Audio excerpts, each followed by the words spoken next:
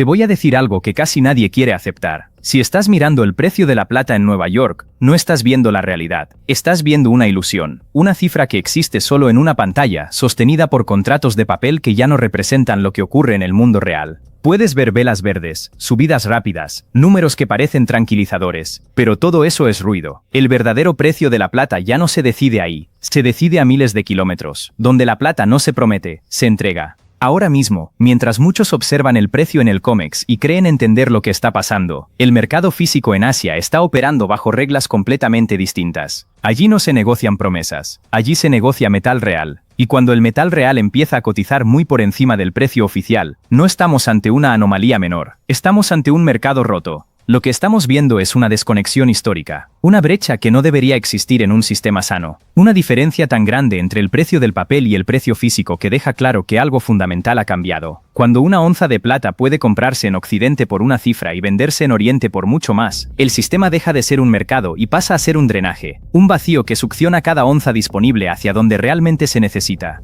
Para entender por qué ocurre esto, hay que comprender una diferencia básica que muchos pasan por alto. El precio que ves en Nueva York no es el precio de la plata, es el precio de un contrato. Es una promesa de entrega futura, basada en la suposición de que siempre habrá suficiente metal disponible. Pero esa suposición ya no es válida. En China, en cambio, el mercado es físico. Allí la plata no se guarda para especular, se consume. Se transforma en contactos eléctricos, en pasta conductora, en componentes industriales. Y cuando millones de compradores compiten por una cantidad limitada de metal real, el precio deja de seguir al papel. Eso es exactamente lo que está ocurriendo. Los informes que llegan desde Asia muestran que aunque el precio oficial pueda parecer moderado, el costo real para obtener plata con entrega inmediata se ha disparado. Las primas se han multiplicado. Para un fabricante que necesita plata hoy, no dentro de 6 meses, el precio ya no es una referencia financiera, es una cuestión de supervivencia operativa. Si la fábrica se detiene, las pérdidas son enormes. Por eso pagan lo que haga falta. Cuando un mercado empieza a pagar muy por encima del precio global, no está especulando. Está revelando escasez. Está diciendo que el inventario disponible se ha agotado. Y cuando eso ocurre en el mayor centro industrial del planeta, el impacto no se queda allí. Se propaga, porque cada onza que se paga a un precio más alto crea un incentivo brutal para mover metal desde otros mercados.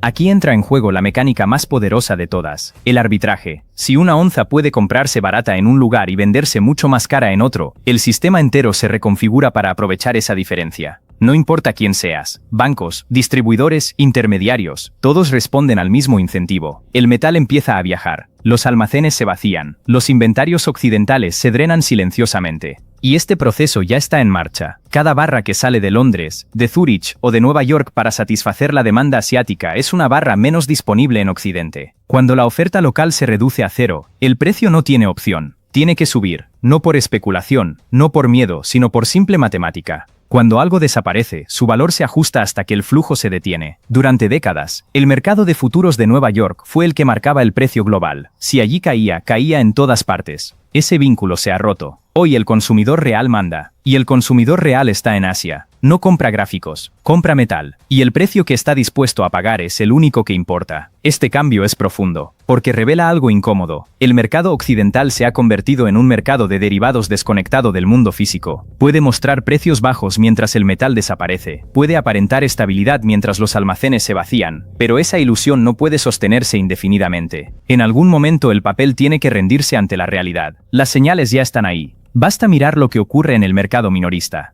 Aunque el precio oficial marque una cifra, los productos físicos se venden muy por encima. Las primas no bajan, los plazos de entrega se alargan, los comerciantes empiezan a pagar por encima del precio oficial para conseguir stock. Cuando eso sucede, el precio oficial deja de ser relevante. Este fenómeno no es nuevo. Ha ocurrido antes con otros recursos críticos. Cuando una región concentra la demanda real y otra concentra la especulación, el precio acaba migrando hacia donde está la necesidad. El metal no obedece a pantallas, obedece a fábricas, a infraestructuras, a consumo real. Lo que hace que este momento sea diferente es la magnitud de la brecha. No estamos hablando de una pequeña diferencia. Estamos hablando de una separación tan grande que expone una fractura estructural. Una fractura que deja a los actores financieros atrapados en el lado equivocado del mercado. Durante años, muchos bancos construyeron posiciones basadas en la idea de que siempre podrían conseguir metal si lo necesitaban. que siempre habría inventarios disponibles, que el papel podría renovarse indefinidamente. Hoy, esa confianza está siendo puesta a prueba,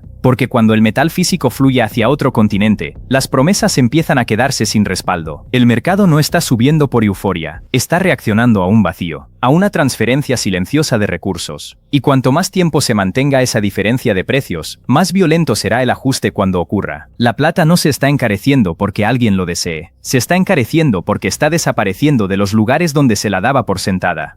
Y cuando algo que siempre estuvo disponible deja de estarlo, el sistema entero entra en tensión. Lo que muchos interpretan como volatilidad es en realidad un proceso de descubrimiento de precio atrasado. El mercado occidental aún no ha aceptado la realidad que ya se vive en Oriente. Pero el metal no espera consensos, simplemente se mueve. Este no es un fenómeno puntual, es un cambio de régimen, un momento en el que el precio deja de ser una cifra acordada y pasa a ser una consecuencia inevitable. Y cuando esa consecuencia se manifiesta, no lo hace de forma suave. La pregunta ya no es si el precio occidental va a ajustarse, la pregunta es cuántas onzas quedarán disponibles cuando eso ocurra. Lo que estamos viendo ahora no es una anomalía pasajera, es el resultado lógico de un sistema que ha funcionado durante décadas solo porque nadie lo cuestionaba. Durante años, el precio de la plata se fijó en pantallas de Nueva York, en contratos que casi nunca terminaban en entrega real, papeles sobre papeles, promesas sobre promesas, y mientras eso ocurría, el mundo físico seguía su curso. Las fábricas seguían consumiendo metal, las cadenas de suministro seguían tensándose, las reservas seguían bajando, solo que nadie miraba ahí. Hoy por primera vez en una generación, el mercado físico ha dejado de obedecer al mercado de papel. China no está pagando casi $100 por onza porque quiera especular. Está pagando ese precio porque no tiene alternativa. Cuando una fábrica de paneles solares se queda sin plata, no pierde un margen, pierde la producción entera. Cada hora parada cuesta millones. Frente a eso, pagar 90, 95 o $100 no es caro. Es supervivencia. Esa es la diferencia clave entre un inversor financiero y un comprador industrial. El inversor puede esperar, la fábrica no. Y cuando el comprador que no puede esperar entra en el mercado, el precio deja de ser una opinión y pasa a ser una orden. Aquí es donde el sistema occidental empieza a romperse. Los bancos que durante años mantuvieron posiciones cortas, confiando en que siempre habría metal disponible, descubren que esa suposición ya no es válida. Para cerrar una posición corta no basta con dinero, hace falta metal. Y ese metal está viajando hacia el este. Cada lingote que sale de Londres, Zúrich o Nueva York es un lingote menos disponible para sostener el precio artificial del mercado de futuros. El drenaje es silencioso, pero constante. No hay titulares, no hay alertas, solo inventarios que bajan semana tras semana. En este punto muchos se preguntan por qué el precio en Nueva York no sube de golpe hasta igualar al de Asia. La respuesta es incómoda pero simple, porque el mercado de papel puede fingir durante un tiempo, puede retrasar la realidad, puede estirar la cuerda, pero no puede cambiar el resultado final. Cada día que el precio de Nueva York permanece por debajo del precio real del mercado físico, se incentiva la salida de más metal. Es un agujero que se agranda solo. Cuanto mayor es la diferencia, más rápido se vacía el almacén. Y cuando el almacén se queda vacío, el precio no sube de forma ordenada, salta. Eso es lo que la mayoría aún no entiende. No estamos ante una subida gradual, estamos ante un ajuste violento. El mercado no necesita subir $1 al día, necesita cerrar un hueco de más de $20. Y los huecos no se cierran despacio, se cierran de golpe. Cuando eso ocurra, no habrá tiempo de reaccionar. No habrá correcciones cómodas, no habrá oportunidades limpias, habrá pánico por un lado y persecución del precio por el otro. Mientras tanto, en Estados Unidos, el inversor medio sigue mirando la cotización como si fuera la verdad absoluta. Ve 74, ve 75, ve una vela verde y piensa que entiende lo que pasa. Pero no está viendo la transacción real, no está viendo el precio al que se cierra el trato cuando alguien necesita el metal ahora. El mercado físico ya está diciendo que ese precio no es real. Los propios distribuidores lo confirman. Las primas no bajan, suben. Incluso cuando el precio de pantalla cae, el precio final que paga el comprador real se mantiene alto. Ese es el mensaje más claro de todos. El metal no sobra, falta. A esto se suma un factor que suele pasar desapercibido: el calendario. Estamos a las puertas de un nuevo año. Las empresas abren presupuestos nuevos. Los fondos reequilibran carteras. El dinero institucional entra en enero. Y ese dinero no entra preguntando si el precio es cómodo. Entra buscando exposición. Si la plata fue uno de los activos más fuertes del año, el capital la persigue, y lo hace en un mercado ya tensionado. Eso es gasolina sobre fuego. Además, los incentivos están alineados. Los gestores quieren cerrar bien el año y empezar el siguiente posicionados. Las industrias quieren asegurar suministro. Los bancos quieren reducir riesgo. Nadie quiere quedarse fuera. Y cuando todos quieren lo mismo en un mercado pequeño, el precio no negocia, impone. Por eso es un error pensar que todo esto es una exageración o una burbuja. Las burbujas ocurren cuando el precio financiero se adelanta al uso real. Aquí ocurre lo contrario. El uso real va por delante. El precio financiero va retrasado. Eso no es una burbuja, es un desfase, y los desfases se corrigen.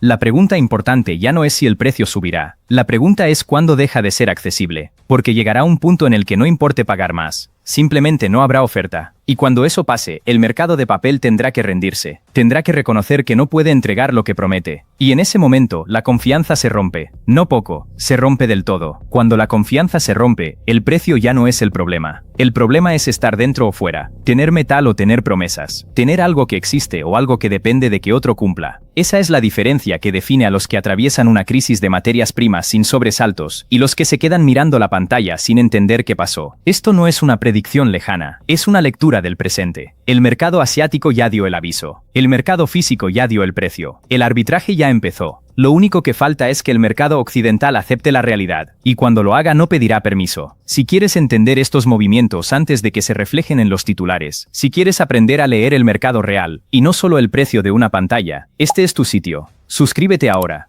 No para seguir el ruido, sino para comprender lo que viene. Porque en los mercados los que entienden antes no corren, simplemente esperan mientras los demás entran tarde.